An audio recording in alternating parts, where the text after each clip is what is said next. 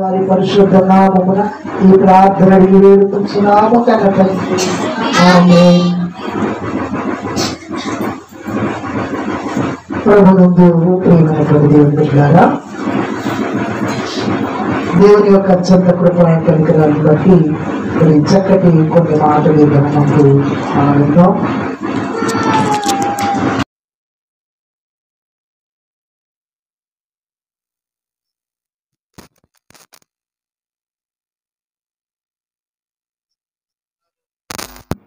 Kidnap చేస్తున్నారు, కాల్చి పాడేస్తూ ఉన్నారు, గుడులు పడగొడుతున్నారు, క్రైస్తవురాలని క్రైస్తవ బిడ్డల్ని బట్టలు లేకుండా అర్ధనగ్నంగా రోడ్డు మీద నడిపిస్తున్నారు. ఎక్కడ చూసినా ఈరోజు సమాజంలో కనబడుతున్నది క్రైస్తవ్యం మీద ఉన్నంత ఫోకస్, క్రైస్తవ్యం మీద ఉన్నంత వ్యతిరేకత మిగిలినటువంటి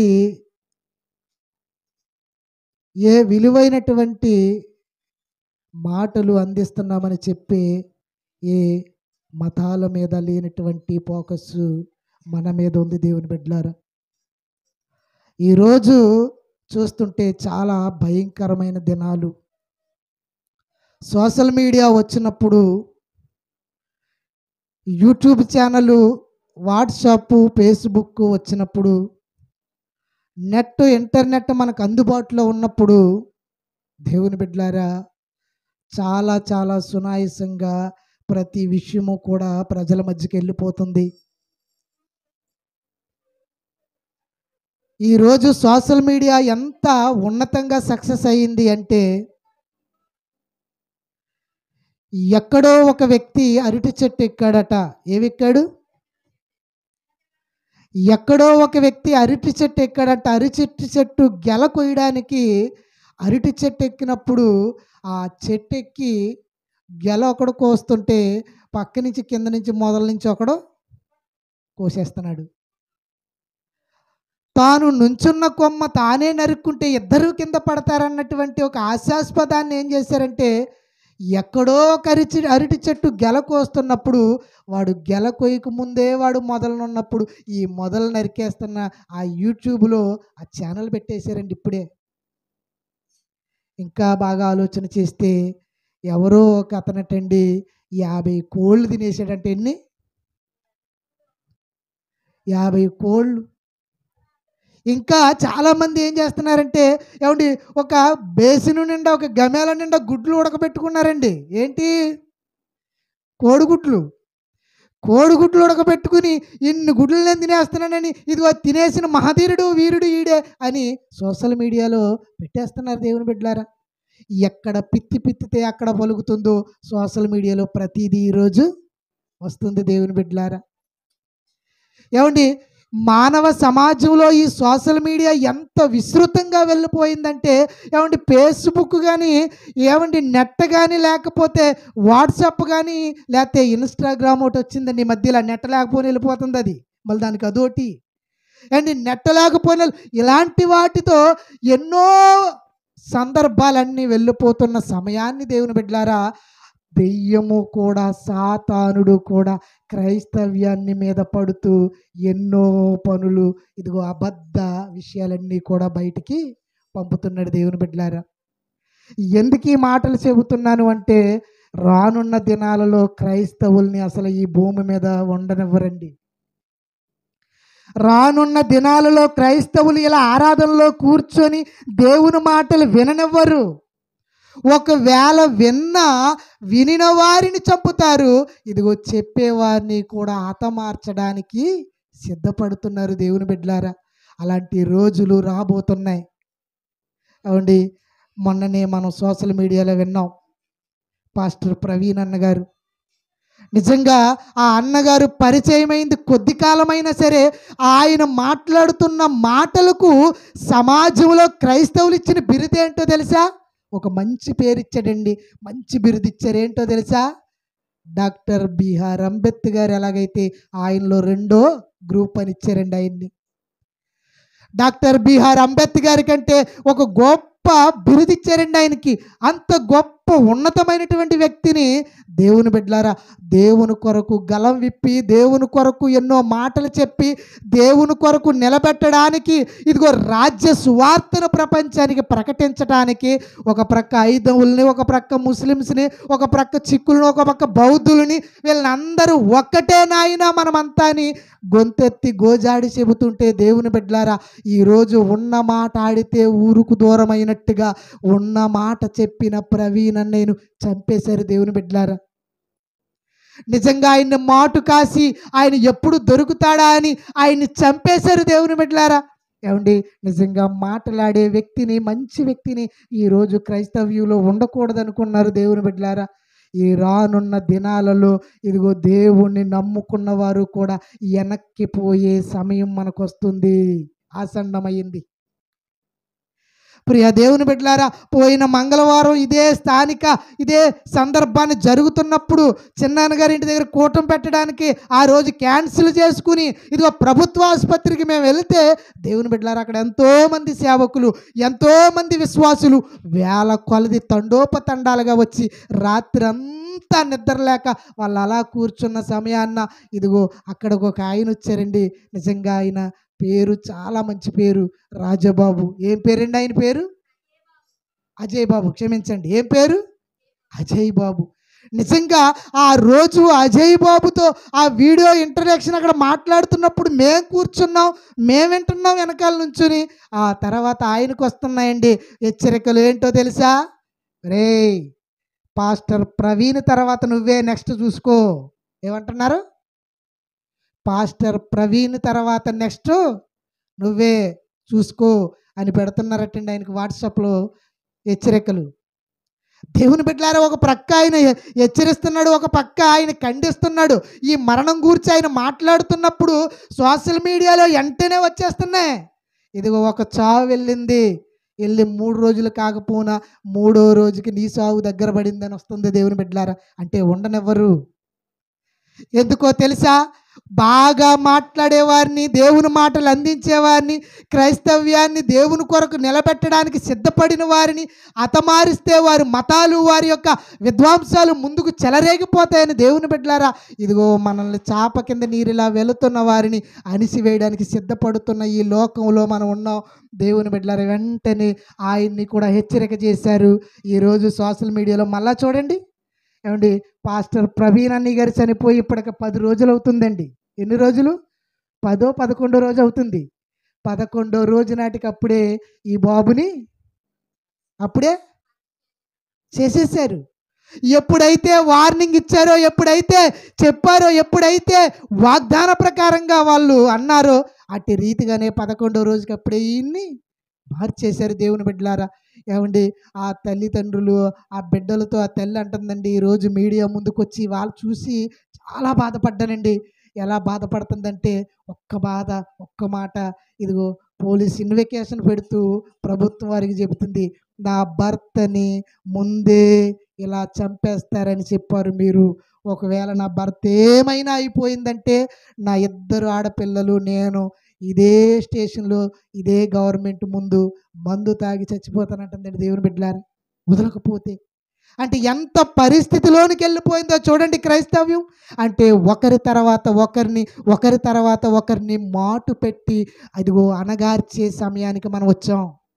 చాలామంది అనుకోవచ్చు, మనం క్రైస్తవులం కదా, పాస్టర్ గారులనే కదా పట్టుకుంటారు, మనల్ని ఏం పట్టుకుంటారులే, తప్పించుకుందాం అనుకుంటున్నారా? నెమ్మదిగా విశ్వాసులలోనికి వస్తుంది. విశ్వాసులలో నుండి ఇదిగో దేవుని సేవకులలోనికి, అలాగే సమాజంలోనికి కూడా సారుతుంది దేవుని బిడ్డలారా. ఇలాంటి పరిస్థితుల్లో మనం ఉంటున్నప్పుడు, ఇలాంటి సమాజంలో మనం ఉంటున్నప్పుడు మన భక్తిని కాపాడుకుంటూ, మన విశ్వాసాన్ని కాపాడుకుంటూ, మన దేవుని కొరకు మనం నిలబడినటువంటి శక్తిని, ఈ పరిశుద్ధతను పోగొట్టకుండా ఎవరైతే కడవరకు అంతం వరకు నిలబడతారో వాళ్ళేనండి పరలోక రాజ్యానికి విజయులు దేవుని బిడ్డలారా. నిజమండి, విజయులు అవ్వాలి అంటే కడవరకు కాపాడుకున్న వారే. నేను అంటాను, పాస్టర్ మరి ఏమండి ప్రవీణ్ గారు చనిపోయారని బాధపడుతున్నాం, కానీ పాస్టర్ ప్రవీణ్ గారు చనిపోయినా ఎంచక్క హాయిగా పరదేశకు వెళ్ళిపోడండి ఆయన. బాధ లేదు. ఏమండి, ఈరోజు ఇంకొక వ్యక్తినైనా నిన్నైనా నన్నైనా ఈ సమాజంలో హతమార్చడానికి సిద్ధం చేసినప్పుడు హాయిగా పరదేశుకు వెళ్ళిపోతాం. కానీ ఇందులో ట్విస్ట్ ఏంటో చెప్పమంటారా? పరిశుద్ధతను మాత్రము కాపాడుకోవాలి. ఏం చేయాలి? పరిశుద్ధతను కాపాడుకోవాలి తప్ప గుంపులో గోయిందులాగా మనం చేశామంటే ఏ క్షణాన్న మనం చచ్చిపోతామో, ఏ క్షణాన్న ఏమైపోతామో, కన్ను మూసిన వెంటనే నరకానికి జారిపోతామని హెచ్చరికలు, ప్రమాదాలు మన కళ్ళ ముందు లోకంలో దుర్దినాలలో కనబడుతున్నాయి దేవుని బిడ్డలారా. అలాంటి పరిస్థితుల్లో క్రైస్తవ్యం వెళ్ళిపోతున్నప్పుడు ఈ మాటలు వింటున్నప్పుడు మనకి ఏం కలగాలో తెలుసా? ఈ సందర్భాలు చూస్తున్నప్పుడు మనకి ఏం కలగాలో తెలుసా? ఇలాంటి పరిస్థితులు మన కళ్ళ ముందు వచ్చినప్పుడు మనకి ఏం ధైర్యం రావాలో తెలుసా? ఇదిగో ఇవాళ చస్తే రేపు 2 లేక 3 ఇది కాదు రావాల్సింది మనకే. ఇదిగో చస్తే దేవుని చెంత పరదేశులో ఉంటామనే గురి మనకు రావాలి. అందుకొరకు కాచుకొని పరిశుద్ధతను కాపాడుకోవాలి దేవుని బిడ్డలారా. అలాంటి పరిస్థితులు దేవుడు కొరకు ఇలాంటివి మనం చెయ్యగలిగితే చాలామంది ఏమంటున్నారంటే, ఇదిగో ఇలాంటి వారిని అందరినీ చంపేస్తుంటే, ఇలాంటి వారిని అందరినీ మాటు పెడుతుంటే అయ్యో క్రైస్తవ్యం ఏమైపోతుంది, ఇంత చేతకానితనమా, ఇంత చెయ్యి చాచిపోయినటువంటి ఏంటంటారంటే గాజులు వేసుకుని గొలుసులు తొలగించుకున్నదా, ఇంత వీకా అంటున్నారు దేవుని బిడ్డలారా. చాలామంది సేచరించుకుంటున్నారు. ఏమండి, ఇదిగో వీడికి పౌరుషం లేదంటున్నారు. కానీ దేవుడిచ్చిన పౌరుషం ఏంటో తెలుసా? నిజంగా మొన్న యూట్యూబ్లో చూశాను దేవుని బిడ్డలారా. మా మిస్సెస్కి చెప్పాను, వరలక్ష్మికి, చూసిందంట, మీరు కూడా చూసి ఉంటారు. ఏమండి, పాస్టర్ ప్రవీణ్ అన్నయ్య గారిని చంపిన తర్వాత వాళ్ళ భార్య ఏమన్నదో తెలుసా? సతీమణి ఏమన్నదమ్మా మీరమ్మ? ఓకే, ఏమన్నది? క్షమించు. ఏమండి, ఎవరు భార్య ఎక్కలొద్దండి, ఎవరు కుర్రోని కొట్టినా, ఎవరు అన్నయ్యని కొట్టినా క్షమించంటాం మనం? వెళ్ళిపోయి పీకటేసుకుంటాం కాలరే, అవునా? అతను ఒక మాట అంటే 4 మాటలు అంటాం. కానీ దేవుడు నేర్పింది, దేవుడిచ్చినటువంటి క్షమాగుణం దేవుని బిడ్డలారా. ఇదిగో పాస్టర్ ప్రవీణ్ అన్నయ్య గారి భార్య అంటుంది, అమ్మలారా, అయ్యలారా, గవర్నమెంట్ వారి మీద నాకు నమ్మకం ఉంది. నా భర్త ఎలా చనిపోయాడో ఇంట్రాగేషన్ చేసి దాన్ని బయట పెట్టండి తప్ప నా భర్త పరువు, మా క్రైస్తవ్యం పరువు తీయకండి.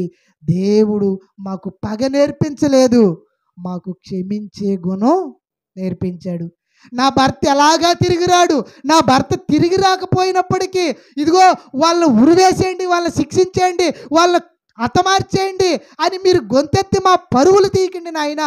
ఇదిగో అవసరమైతే ఆ క్రియేటర్లు ఎవరున్నారో వారిని మేము క్షమించేస్తానంటుందండి. ఎవరు?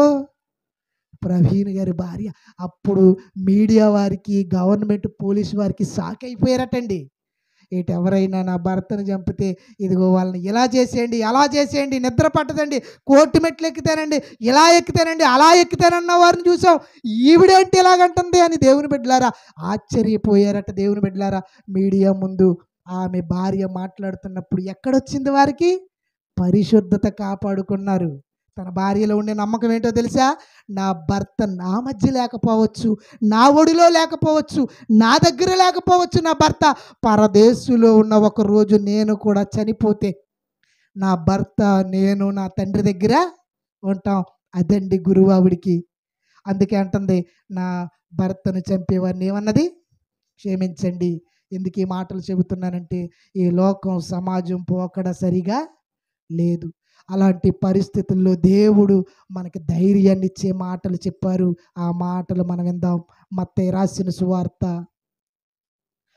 గారు రాసిన సువార్త, క్షమించండి, లూకా రాసిన సువార్త 6వ అధ్యాయము. మత్తయి గారిలో ఉంటుందండి, లూకాలో ఉంటుంది కనుక లూకాలో చూద్దాం మనం. లూకా రాసిన సువార్త 6వ అధ్యాయము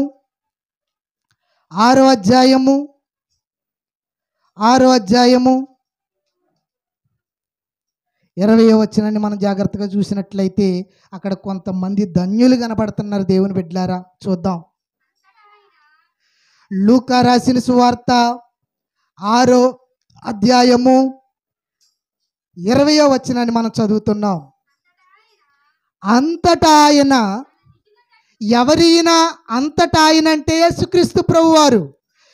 యేసు ప్రభువారు 2000 సంవత్సరాల క్రితం ఈ భూమి మీదకి మానవుల్ని రక్షించడానికి వచ్చిన మహనీయుడు ఒక ఉన్నతమైనటువంటి సువార్తను ప్రకటిస్తున్నప్పుడు, ఒక సందర్భంలో ఆయన ఒక ప్రాంతానికి వెళుతున్నప్పుడు, ఆ ప్రాంతం ఏంటంటే ఒక కొండ. ఆ కొండ మీద ఆయన ప్రార్థన చేస్తూ రాత్రంతా గడిపి ఎవరిని ఎన్నుకుందామా, ఎవరు దేవుని పిల్లలు, ఎవరు నిలబడతారా అన్న ఆయన ప్రార్థనా శక్తితో ఎన్నుకున్నాడండి. ఆ సందర్భమే 12 మంది అపోస్తులు. 12 మంది అపోస్తులను యేసుప్రభు వారు ఎన్నుకోవడానికి గల కారణం, ఇదిగో ఎవరిని పడితే వారిని ఎన్నుకోలేదండి ఆయన. ఇదిగో ఆయన కొండ మీదకి వెళ్ళిపోయాడు, రాత్రి అంతా ప్రార్థన చేశారు. చూస్తారా మాట 12వ వచనం చూడండి. ఆ పైన 12వ వచనం, ఆ దినముల యందు ఆయన ప్రార్థన చేయుటకు కొండకు వెళ్ళి దేవుణ్ణి ప్రార్థించుట యందు రాత్రి గడిపెను. ఉదయమైనప్పుడు ఆయన తన శిశువులను పిలిచి వారిలో 12 మందిని ఏర్పరచుకున్నాడు. ఎప్పుడు ఏర్పరచుకున్నాడో దేవుని బిడ్డలారా, సరైనటువంటి సందర్భంలో ఎవరు నిలబడతారో ప్రార్థనాపూర్వకంగా పరిశుద్ధుల్ని ఎన్నుకోవడానికి ఆయన కొండ మీదకి వెళ్ళి ప్రార్థన చేశాడు. దేవుని బిడ్డలారా, ఏమండి, ఎందుకు ఆయన అలా అలా అలా అలా ఎందుకు ఆలోచించాడు యేసుక్రీస్తు ప్రభు వారంటే, ఇదిగో కడ వరకు పరిశుద్ధతను కాపాడుకొని దేవుని సన్నిధిలో నిలబడి పరలోకానికి వెళ్ళేవారెవరు ఆయనకి తెలిసి గనక ఆలోచించాడు. దేవుని బిడ్డలారా, రాత్రి అంతా ప్రార్థన చేశాడు. ఎవరి కొరకు? అపోస్తుల కొరకు, ఆయన కొరకు. ఈ కాలాలలో, శ్రమల దినాలలో, ఈ గొడవల్లో, ఈ కొట్లాటల్లో ఎవరు నిలబడతారు రానున్న ఈ ఉత్కంఠ పరితములో అని భవిష్యత్ ఎరిగిన దేవుడు. దేవుని బిడ్డలారా, ఆయన ఎన్నుకున్న తర్వాత, ఇది ఇక్కడ 20వ వచనాన్ని చూస్తే మనకు ఇప్పుడు అర్థమవుతుంది. చూడండి. అంతటా ఆయన తన శిశువుల తట్టు, ఇదిగో అతని శిశువుల తట్టు పార చూశాడట. ఎలా? కొండ మీద రాత్రంతా ప్రార్థన చేశాడు. తెల్లవారిపోయింది. తెల్లవారిన తర్వాత శిశువుల దగ్గరకు వచ్చాడు. శిశువుల్ని 12 మందిని ఎన్నుకుని పేర్లు రాయబడ్డాయి. 12 మంది పేర్లు రాయబడి ఎన్నుకున్న తర్వాత వాళ్ళ వైపుకు పార చూశాడట. ఇలాగా పార చూడడం అంటే ఏంటి? ఇలా చూడండి నా యొక్క పార చూడడం అంటే ఏంటి? ఇదిగో ఎలాగా పార చూడడం అంటే ఏంటి? ఇలా కాదు. పార చూడడం అంటే ఇలాగా. అంటే ఏమండి, అది పార చూశాడు అంటే వాళ్ళ వైపుకి ఎందుకు చూశాడు? దేవుని బిడ్డలారా, రాత్రంతా ప్రార్థన చేసిన ఆయన నిద్ర వచ్చి ఆయన కనురెప్పలు పడిపోతున్న సమయాన్న ఎన్నుకోవలసినటువంటి బిడ్డల వైపుగా అంత బాధ్యత పెట్టి, ఇదిగో శిశువుల్ని పిలిచి 20వ వచనంలో వాళ్ళ వైపుకు పార చూశాడట. అప్పటికి ఎవరు లేరండి. అప్పటికి ఎవరు లేరా సమాజంలో? బోలు మంది ఉన్నారు అప్పటికి జనాంగం. ఈ 12 మంది అపోస్తుల వైపుకే ఎందుకు పార చూడాలి? బేదలైన వారు మీరు ధన్యులు, దేవుని రాజ్యం మీరిది. అపోస్తులు అంటున్న బేదలైన వారు ధన్యులు మీరు. అపోస్తులకి ఇదిగో పార చూసిన వ్యక్తిని మీరు దేవుని రాజ్యం మీదంటున్నాడు అంటే అసలు ఏం కనబడుతుంది వాళ్ళలో? ఏముంది వాళ్ళలో? దేవుని బిడ్డలారా, ఏముంది వాళ్ళలో అంటే, ఇదిగో వాళ్ళు రానున్న దినాలలో శ్రమలు అనుభవించాలి, కష్టాలు అనుభవించాలి, ఇదిగో ఇబ్బందులు అనుభవించాలి, చావును ఎదుర్కోవాలి, ఆకలి దప్పులు ఎదుర్కోవాలి. ఇదిగో రోడ్డులంట కుక్కని ఈడ్చినట్టు ఈడ్చుకుని పోయే ఒక మహాశ్రమలు మీకు రాబోతుంది. బేదలైన వారు మీరు ధన్యులు. అమ్మ, ఎవరండి ధన్యులు అంటున్నాడండి యేసుప్రభు వారు? ఏంటి, మనం ధన్యులని ఎవరిని అంటాం? చెల్లమ్మ, ఎవరిని అంటాం మనం ధన్యులని? అదిగో మా రాజమాయ చెప్పారు. ఎవరిని అంటామండి? డబ్బు ఉన్నవారిని ధన్యులు అంటాం, ఇంకా బంగారం ఉన్నవారిని ధన్యులు అంటాం, ఇంకా ఆస్తులు ఉన్నవారిని ధన్యులు అంటాం. ఇంకొంచెం మంచి గొప్ప మాట ఏంటో తెలుసా? పంట బాగా పండించిన కూడా ధన్యుడు అంటాం మనం. అవునా? ఇల్లు కట్టుకున్న వాడిని కూడా ధన్యుడు అంటాం మళ్ళీ మనం. చాలా ధన్యుడురా ఇల్లు కట్టుకున్నారు.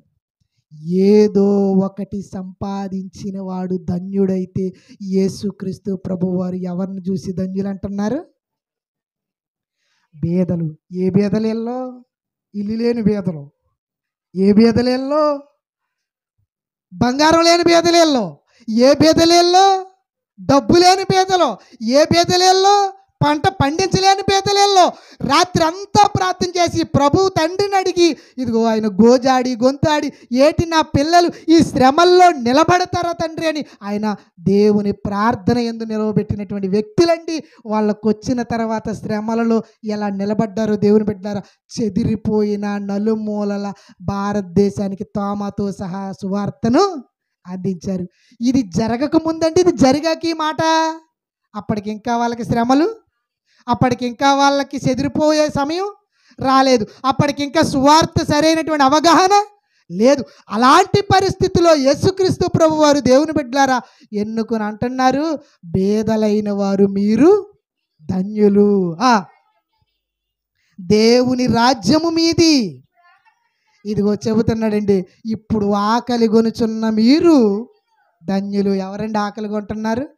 ఇప్పుడు ఆకలి కొంటున్నారు ఎవరు అంటే, దేవుని కొరకు బ్రతకాలని ఇష్టపడి భూమి మీదకు వచ్చి ఇదిగో నరక యాతనతో చచ్చిపోతున్నారే, ఇదిగో స్టేషన్లంట జైళ్ళంట పడుతున్నారే, ఇదిగో లోకములో కాకుండా ఇదిగో ఈ యొక్క హైందవుల మధ్య ప్రాణాలు కోల్పోతున్నాయే, ఇదిగో వాళ్ళు ఉన్నంతలుగా ఉండాల్సిన వారు అసలు ఈ లోకములో కాదయ్యా, మీరు ఎంతగా మీరు ఆకలి దప్పులతో ఉంటున్నారు, మీరు ధన్యులు అంటున్నాడు దేవుని బిడ్డలారా.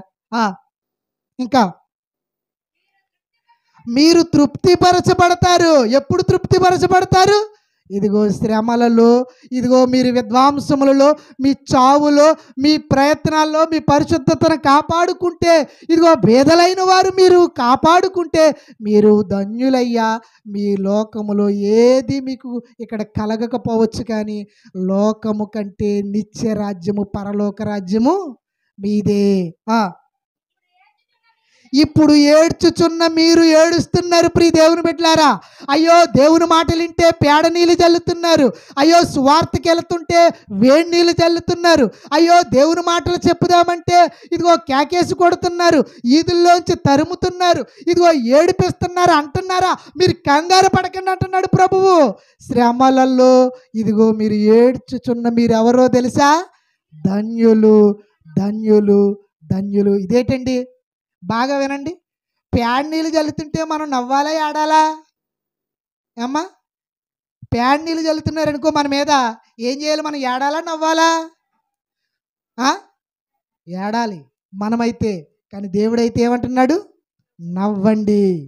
ఏమండి, వేడి వేడి ఉడికి నీళ్ళు పోసేస్తున్నారనుకో అండి, నిజంగా ఒక మాట చెప్పమంటారా? వేడి నీళ్ళు ఎవరికి వేస్తారు? అమ్మా, వేడి నీళ్ళు ఎవరికి వేస్తారు?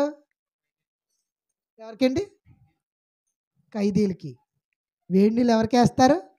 ఖైదీలకి వేస్తారు. దానికంటే ముందు కుక్కకి వేస్తారు. తెలుసా? ఏం చేస్తారు? కుక్కకి వేస్తారు. కుక్కకి ఎందుకు వేస్తారో తెలుసా? ఇదిగో కుక్క మన మాట వినకుండా అన్నిటిలో ముట్టెడితే దానికి బుద్ధి చెప్పడానికి ఏం చేస్తారో తెలుసా? దేవుని బిడ్డలారా, ఇదిగో వేడి నీళ్ళు వేసేస్తున్నారు. వేడి నీళ్ళు కాలిపోతే ఆ ఇంటికి మరలా కుక్క రాదు. ఖైదీలకి వేస్తున్నారు. ఖైదీలకి ఎందుకు వేస్తున్నారో తెలుసా? క్రూరత్వంతో వాళ్ళు పడుతున్న వాళ్ళ దొంగతనాలతో, వాళ్ళ వ్యభిచారంతో మారిన పరిస్థితిలో ఎన్ని దెబ్బలు కొట్టినా ఒళ్ళిచ్చేస్తారు కొంతమంది. అలాంటి వారిని ఏం చేస్తారో తెలుసా? వేడి నీటిలో ముంచుతారండి. సలసల సలసల సల మరగబెట్టిన దాంట్లో 2 కాళ్ళు చేతులు తాళ్ళు కట్టి. సినిమాలు చూశారు కదా, సినిమాలు కాబట్టి ఎప్పుడైనా చూసారా? ఎప్పుడో చూశానులేండి నేను. వెంటనే ఏదో నీరు మందు నీటిలో ముంచినట్టు ముంచితే వెళ్తారు. ఎలాగా? ఎందులోని? దేవుని బిడ్డలారా, అలాంటి పరిస్థితులు ఈరోజు క్రైస్తవ్యంలో దేవుని పిల్లలైన మనకు వస్తున్నప్పుడు ఆయన మనకు భరోసా ఇస్తున్నాడు. దేవుని బిడ్డలారా, మనం ఏడవకండి. ఈరోజు ఇదిగో మీరు దుఃఖిస్తున్నారా, ఏడుస్తున్నారా, ఆకలి దప్పులతో ఉన్నారా, మీరు శ్రమలతో ఉన్నారా, ఒకరోజు మీరు నవ్వుతారంటున్నాడు దేవుని బిడ్డలారా. చదవండి ఇప్పుడు. మనుష్య కుమారుని నిమిత్తము మనుషులు మిమ్మల్ని దేశింతారు, మిమ్మల్ని హింసిస్తారు, మిమ్మల్ని చంపేస్తారు, మిమ్మల్ని తిడతారు, మిమ్మల్ని కోపపడతారు, మిమ్మల్ని పీకలు నరికేస్తారు, మిమ్మల్ని అసలు ఉండవరు. ఎవరి నిమిత్తమో తెలుసా? మీ నాన్నగారి నిమిత్తం కాదు, మీ అత్తగారి నిమిత్తం కాదు నిన్ను చంపేది, లేకపోతే నీ అన్న నిమిత్తం కాదు, నీ కోడల నిమిత్తం కాదు. ఏ నిజమైన దేవుని కుమారుడు నా కొరకు మరణించి తిరిగి లేచాడని నువ్వు నమ్మి విశ్వసించిన ఆ మనుషు కుమారుని కొరకు నువ్వు ప్రకటిస్తే, బ్రతికితే, ఆయన కొరకు నువ్వు ప్రకటించే ప్రతి మాటను చూసి నీకు నిందలు అవమానాలే వస్తాయట దేవుని బిడ్డలారా. చదవండి. మిమ్మును ద్వేషించి వెలివేసి నిందించి మీ పేరు చెడ్డదని. ఏమండి, ఈరోజు పేరు చెడ్డదంటున్నారండి. పాస్టర్ ప్రవీణ్ అన్నయ్య గారి పేరు చెడ్డదంటున్నారు. ఎందుకో తెలుసా? ఏమండి, ఆయనలో ఎన్ని చెడ్డ గుణాలు వచ్చినాయి, ఎన్ని చెడ్డ పేరు వచ్చిందో తెలుసా? అక్కరలేనివన్నీ ఆయన మీద అంటగట్టారు దేవుని బిడ్డలారా. ఆయన ఎవరి కొరకు చనిపోయాడో తెలుసా? మనుష్య కుమారుని నిమిత్తము ఆయన చనిపోయాడు. మనుష్య కుమారుని నిమిత్తం ఆయన చనిపోతే ఆయన మీద చెడ్డ మాటలల్లా పలికింది ఏంటో తెలుసా? ఈ సీసీ ఫుటేజ్లో దొరికింది. వాళ్ళకి ఎక్కడో సంరక్షించినటువంటి చిన్న చిన్న ఆ వీడియోస్ తీసి ఏమంటున్నారంటే, ఇదిగో ఈ పాస్టర్ గారు బ్రాందీ షాప్కి వెళ్ళారు, ఇదిగో బ్రాందీ బాటిల్ కొనుక్కున్నారు, ఫోన్పే చేశారు, ఇదిగో ఇక్కడ కాసేపు కూర్చున్నారు, ఇదిగో వాసన వస్తుంది. ఎన్ని నిందలేస్తున్నారండి, ఎన్ని అవమానాలు వేస్తున్నారండి ఆయన మీద, ఎన్ని ఇబ్బందులు పెడుతున్నారో చూడండి దేవుని బిడ్డలారా. మనుష్య కుమారుని నిమిత్తము మిమ్ముని హింసించి ద్వేషించి చెడ్డ మాటలల్లా పలుకున్నప్పుడల్లా మీరు ధన్యులు. అదండి నిజమైన ధన్యత్వం. అది ఎప్పుడు వస్తుంది అంటే, ఇదిగో వారికి రానే వచ్చింది. ఇదిగో రాజాబాబు వెళ్ళిపోయాడు, ఆయన అజయ్ బాబు వెళ్ళిపోయాడు. ఏమండి, ఆయన వెళ్ళిపోయిన తర్వాత ఇదిగో పాస్టర్ ప్రవీణ్ గారి తర్వాత ఆయన తర్వాత ఇంకెవరు? మొన్ననేనండి ఇంకోటి వచ్చింది న్యూసు. అదేదో మరి కర్ణాటక దేశం అట, మన దేశం కాదు. ఏమండి, ఒక పాస్టర్ గారు మంచి బిషప్ గారిలో ఉన్నారు, మంచి సేవ చేస్తున్నాడు. ఆయన మంచి మరి కలర్ఫుల్ మరి సేవ చేస్తూ ఉన్నటువంటి ఆ వ్యక్తిని ఏం చేశారంటే, ఏమండి, షూట్ చేసి పాడేశారండి. గన్కాల్పు ఏం చేశారు? ఒకప్పుడు ఇందిరాగాంధీని లేకపోతే ఎలాంటి ఉగ్రవాదులను కాల్చేస్తారో అలా కాల్చి పాడేశారు దేవుని బిడ్డలారా. ఎవరు కాల్చారో తెలియక ఆ పాస్టర్ గారిని చంపితే ఒక పక్క పాస్టర్ ప్రవీణ్ గారి మిస్టరీ ఇంకా కొలుక్కు రాకపోతే ఈయన కాల్చేసిన దానికోసం మళ్ళీ అక్కడ ఉగ్రవాదాలు వాళ్ళకి. ఇదిగో ఒకటి తర్వాత ఒకటి మనకు వస్తుంది. దేవునికి అంటే దేవుని బిడ్డలారా, ఇదిగో మనం పరిశుద్ధత కాపాడుకోవాలి. దేవుని కొరకు మనం ఉన్నతంగా బ్రతకాలి. ఒక్కొక్క ఇంటెన్స్, ఒక్కొక్క కార్యక్రమం మనకు కనబడుతున్నప్పుడు రానున్న దినాల్లో మనకి రాబోతుంది దేవుని బిడ్డలారా. ఇదిగో మీరు ధన్యులు అంటున్నాడు. అప్పటి వరకు మనం ఏం చేయాలి? ఇప్పుడు ఆ దినమందు మీరు సంతోషించి గంతులు వేయండి. ఇదిగో పాస్టర్ ప్రవీణ్ అన్నయ్య గారి భార్య అలాగే వేస్తుంది. ఆవిడ గంతులు, ఆవిడ క్షమించమని వేస్తుంది. నా భార్య ఎందుకు వేస్తుంది అంటే, ఇదిగో నా భర్త లేడు అని ఆవిడ అనడానికి గల కారణం గంతులేస్తుంది. నేను మరలా అక్కడికే వెళ్ళిపోతాం, మేమందరం అక్కడికి వెళ్ళిపోతాం. ఇక్కడ ఎవ్వరు ఎన్ని చెడ్డ మాటలల్లా పలికినా వారు వలన గడ్డి పరకపోచైనా తెగదు, వారు నాశనానికి వారే ఉత్తరవాదులు అంటున్నాడు దేవుని బిడ్డలారా. ఆ దినమందు మీరు సంతోషించి గంతులు వేయుడి, ఇదిగో మీ ఫలము పరలోకమందు గొప్పదై ఉండెను. వారి పితరులు ప్రవక్తలకు అదే విధంగా చేశారట. ఏమంటే ఇది ఏమన్నా కొత్త వాళ్ళకే? యేసుప్రభు వారు మాట్లాడారు. ఇవాళ పాస్టర్ ప్రవీణ్ గారికి లేకపోతే ఇంకొక పాస్టర్ గారికి లేకపోతే కాల్చివేసిన పాస్టర్ గారికి ఇదిగో ఈ ఉన్మాదాలు, ఈ మతోన్మాదాలు ఇవన్నీ కొత్త అనుకుంటున్నారా? యేసు ప్రభు వారు ఇప్పారు లింకు. ఏమంటున్నారో చూడండి. ఇదిగో ప్రవక్తలకు కూడా అదే విధముగా చేశారు. మోషే ప్రవక్తను కూడా అలాగే, ఇదిగో దావీదు ప్రవక్తని, అలా ఇర్మియా ప్రవక్తని, యెషయా ప్రవక్తని, ఏమండి యెహెజ్కేలు ప్రవక్తల్ని, దేవుని కొరకు నిలబడిన సేవకులందరినీ ఆనాటి నుండి కూడా విధ్వంసమైనటువంటి ఇదిగో ఆపదలో పెట్టి నాశనం చేస్తే ఎక్కడ దేవుని ఉద్యమం ఆగలేదు. ఇంకో విచిత్రం ఏంటి చెప్పమంటారా? ఎంత బాగా నాశనం చేద్దాం అనుకుంటారో అంత బాగా హెచ్చెళ్తుంది. దీనికి చిన్న క్లూ చెప్పి నేను ముగిస్తానండి. దీనికి ఒక చిన్న ఉపమానం చెప్తాను. మనల్ని ఎంత బాగా అనుద్దాం అనుకుంటారో అంత బాగా లెగుతుంది. ఒక పాస్టర్ ప్రవీణ్ అన్నయ్య గారు ఒక గొంతే ఆగింది, కానీ ర్యాలీలు జరుగుతున్నాయి దేశవ్యాప్తంగా. ఎన్ని గొంతులు లేచాయండి దేవుని బిడ్డలారా. ఎంత ప్రవీణులు గారు లేచారో చూసారా? ఒక్కరు పోతే ఎన్నో వేల మంది లెగిస్తారు దేవుని బిడ్డలారా.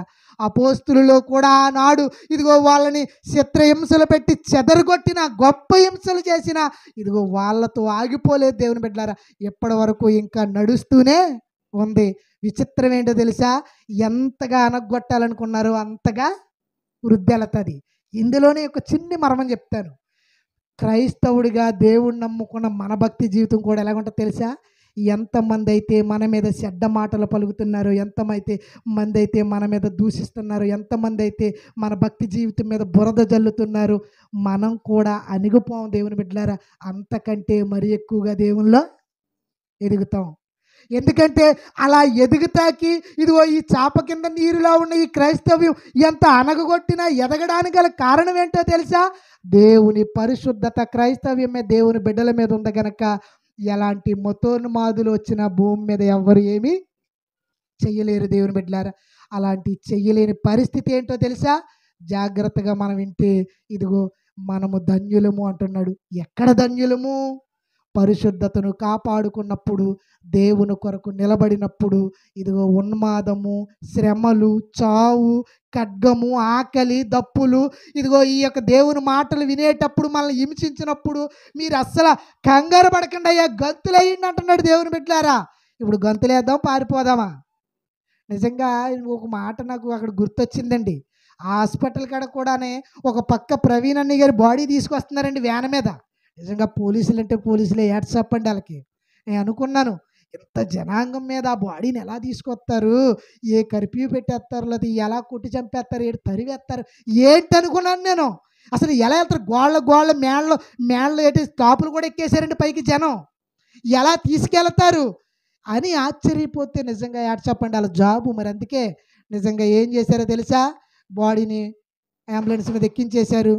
తాళ్ళు, పెద్ద పెద్ద పగ్గం తాళ్ళు ఆదరికి కట్టుకున్నారు. దూరంగా సైన్లాగా అలా ఉన్నారండి. ఇటు ఒక అటు ఇటు గెంటుకుంటా కొట్టుకుంటా లాక్కుంటా తీసుకొని బేకలు అయిపోయారు దేవుని బిడ్డలారా. ఎవరు కూడా ఏ సమితి కూడా ఎవరు ఆఫ్ చేయలేకపోయారు. ఎందుకో తెలుసా? వాళ్ళు అలా ఆ బాడీని సాగనంపడానికి దేవుడు ఇదిగో ఒక ఉన్నతమైనటువంటి ఆలోచన అక్కడ దేవుడు వారికి ఇచ్చిన ఆ ఆలోచన మేరకు మనం ఏం చేయలేకపోయామని సంకోచంతో గంతులువే. ఒక రోజు నువ్వు అక్కడికి వెళ్ళే మహా ఆనందంతో గంతులేసే రోజు ఒకటి ఉంది అంటున్నాడు దేవుని బిడ్డలారా. అలాంటి రోజు మనకు ఎదురొస్తున్నప్పుడు, ఎలాంటి పరిస్థితుల్లో, నీ కుటుంబంలో నిందలా, నీ ఊర్లో నిందలా, నీ వీధిలో నిందలా, లేక నీ జీవితమే అపనిందలా, లేకపోతే నీ శ్రమలా, నువ్వేమైపోతున్నావని నువ్వు కంగారు పడవలసిన పని లేదు దేవుని బిడ్డలారా. ఒకరోజు ప్రవక్తలకు అలాగే చేశారు, ఈరోజు సేవకులకు అలా చేస్తున్నారు, రానున్న దినాలలో మనకి అలా చేస్తారన్నది కొత్త ఏమీ కాదు. అలాంటి సమయాన్ని మనం కాపాడుకోవలసిందేంటి? పరిశుద్ధత, యథార్థత, దేవుని భక్తి జీవితం. దీనిలో నుంచి ఎవరు తొలగిపోయినా, దీనిలోంచి ఆతలకి వెళ్ళిపోయినా వారు నిత్య నరకానికి వెళ్ళిపోతారు. అందుకే యేసు ప్రభువారు అంటున్న మాట చూడండి, యోహాను సువార్త, చివరిగా యోహాను సువార్త. యేసు ప్రభువారు ఇంకా ధైర్యాన్ని ఇచ్చి ఇంకా బలపరచడానికి యేసు ప్రభువారు చెబుతున్న మాట యోహాను సువార్త 16వ అధ్యాయం 33వ వచనం చూడండి.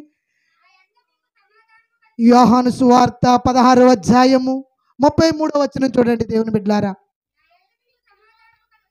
ఎవరి యందు సమాధానం ఉంటుందట?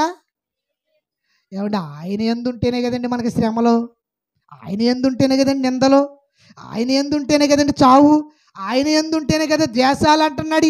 మరలా ఆయన నోటంట వచ్చిన మాట ఏంటి? నా యందు మీకు సమాధానం వస్తుంది. ఈ మాటలు మీతో చెప్పుతున్నాను, మీరు కంగారు పడవలసిన పని లేదు. నా క్రైస్తవ జనాంగమా, నా బిడ్డలారా, ఎందుకు మీరు కంగారు పడుతున్నారు? ఎందుకు మీరు ఆవేదన చెందుతున్నారు?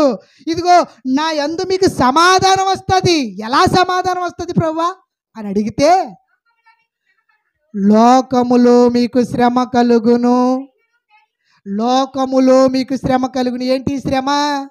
కూడు లేదని శ్రమ, గుడ్డ లేదని శ్రమ, ఏమండి దాహం లేదని శ్రమ, ఇల్లు లేదని శ్రమ, ఏమండి ఏంటి శ్రమ? లోకములో మీకు వచ్చే శ్రమ ఏంటో తెలుసా? ఇదిగో రానున్న దశలో మనకి కనబడుతున్న శ్రమలే మీకు వస్తాయి. అలాంటి శ్రమలు మీకు వచ్చేటప్పుడు లోకములో మీకు సమాధానం ఉంటుంది. చచ్చిపోయినా సమాధానమే, బ్రతుకున్నా సమాధానమే. కంగారు పడవసరం లేదు. మీరు నిర్భయంగా ధైర్యంగా దేవునితో ఉండండి అంటున్నాడు దేవుని బిడ్డలారా. ఇదిగో ఎందుకు ఆ మాట చెప్పానో తెలుసా? గుండె మీద చెయ్యేసుకుని చెప్పిన దేవుడు ఎందుకు ఆ మాట చెప్పాడో తెలుసా? నేను లోకమును జయించి ఉన్నాను. ఏం జయించాడంటే ఈయన ఏమండి, లోకాన్ని ఆయన జయిస్తే, ఆయన లోకాన్ని జయిస్తే మనకు సమాధానం ఎలాగొస్తుంది అని ఆలోచన చేస్తే, లోకాన్ని జయించడానికి గల కారణం ఏంటో తెలుసా? లోకములో ఆయన సువార్త, పరిశుద్ధత, కోపము, అహంకారము అన్నీ జయించాడు దేవుని బిడ్డలారా. అన్నిటినీ జయించాడు. ఆయన లోకములో ఒక చేతకాని వాడు, దెయ్యం పట్టిన వాడిగా నిందలు వేయించుకుని జయించాడు గనక నేను మీకు సమాధానంగా ఉన్నాను. లోకములో నేనే ఇవన్నీ జయిస్తే ఆప్రలు మీరంతా నా శిశువులుగా ఉన్న మీరు జయించలేరా? మీరెందుకు కంగారు పడుతున్నారు దేవుని బిడ్డలారా అంటున్నాడు దేవుడు. లోకములు అన్నీ నేను జయించాను. అవి జయించలేకపోయావా? ఇదిగో నువ్వు నరకానికి జారిపోతావు. మళ్ళీ చదవమ్మ, బాగుంటుంది. నేను లోకమును జయించి ఉన్నాను. లోకమును నేను జయించి ఉన్నాను.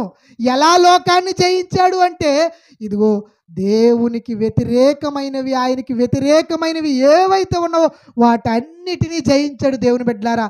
ఆయన జయించాడు. చేతకాని వాడన్నది సమాజం, కానీ ఆయనే రేపొద్దున్న మనం చనిపోతే మనకి సమాధానాన్ని ఇస్తాడట దేవుని బిడ్డలారా.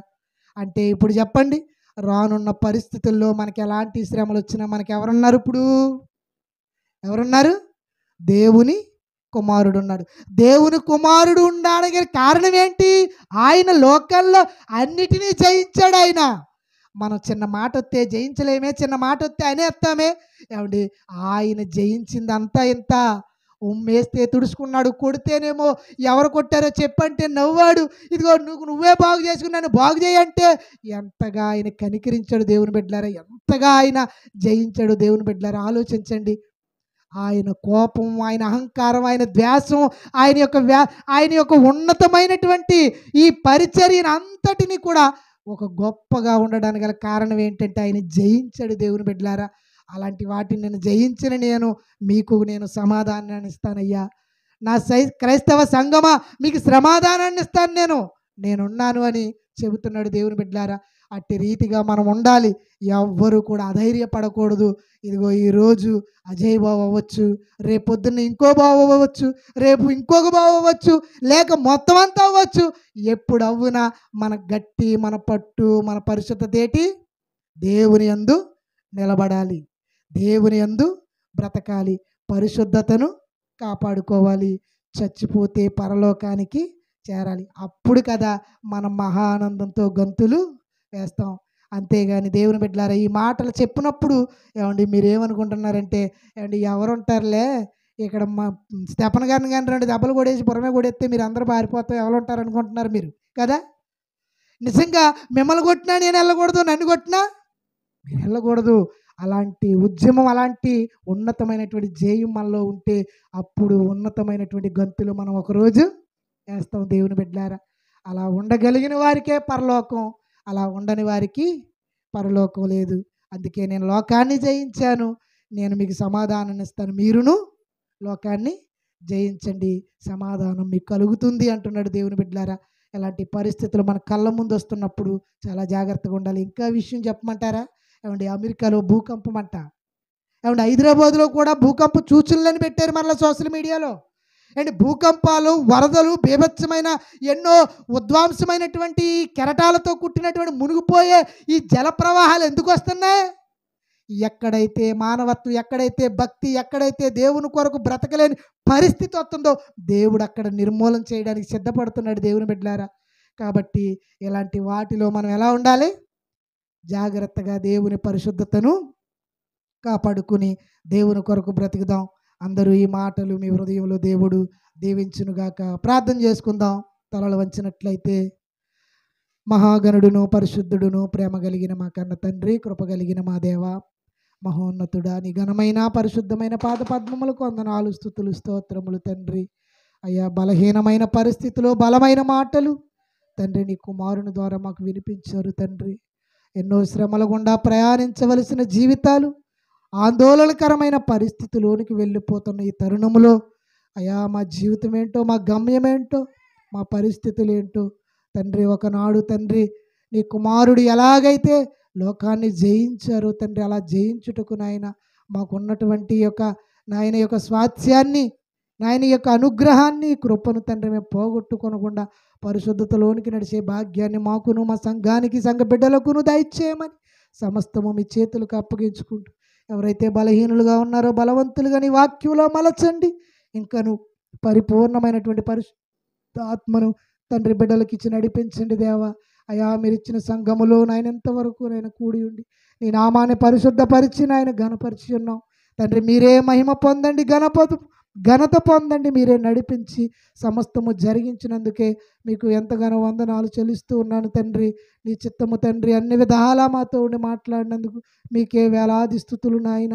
అయా, మీ బిడ్డలు తిరిగి ఇంటికి వెళ్ళుచుండగా తండ్రి వారి యొక్క కుటుంబాలలో నాయన శాంతిని, సమాధానమునిచ్చి, లోకమును జయించే మనస్సునిచ్చి, శ్రమలను ఎదుర్కొనే పరిస్థితులను బిడ్డలు నిలవబెట్టమని సహాయం చేయమని కోరుకుంటూ, దుష్ట శక్తిని తీసివేసి సాతాను శక్తిని బంధించి తండ్రి కుటుంబాలని, సంఘములో తండ్రి బలపరచమని, మా గ్రామాన్ని దీవించి, గ్రామస్తులను దీవించి తండ్రి గ్రామ ప్రజలు కుటుంబాలను నీ వాక్య వైపుకు మరల్చమని, ఒకే ప్రేమతో సహవాసముతో ఉండులాగున నాయన నడిపించమని వేడుకుంటూ, సమస్త మహిమ, ఘనత, ప్రభావములు మీకే ఆరోపిస్తూ మా ప్రభువును ప్రియరక్షకుడైన యేసు క్రీస్తు వారి పరిశుద్ధ నామమున ఈ ప్రార్థన అడిగి వేడుకుంటున్నాము కన్న తండ్రి. ఆమేన్. అందరికీ వందనాలమ్మా. ప్రభు యొక్క బల్లారాధన కార్యక్రమం మరియు వచ్చే వారం ఇస్తాను. దయచేసి సమయం కావస్తుంది గనక ఈ మంగళవారము మరి